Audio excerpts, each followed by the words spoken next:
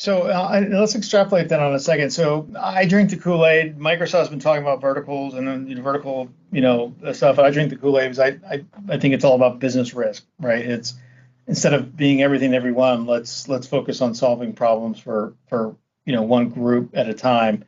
But then again, you can be careful with verticals because if you're in the hospitality vertical, you're in a world of hurt, right? And so I think you need to have spreading. So Tom, what are your thoughts on it? Well, interestingly enough, as I mentioned earlier, we've been at this a long time. So over a few decades, you wind up with many, many different types of customers.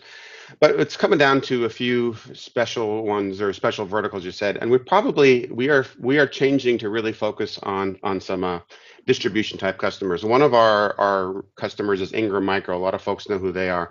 We actually implemented their CRM system globally so they can order, all their order takers use Microsoft Dynamics 365 to create their orders based on what their needs are. That project is one of several that we've done. It's pretty significant when they have thousands of users entering the system. So we're taking not only that we've learned from there, but learned from our other distribution customers and focusing on some of those things and some of the customizations, turning them into modernization or more modern tool sets and putting those tools together and offering that as part of our offering. So we'll specialize in the distribution, being able to efficiently enter orders or enter returns, those type things for larger companies, and then use that as a springboard for other distribution companies. That's kind of what our focus is there.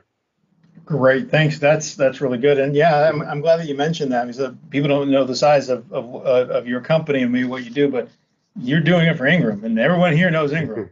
So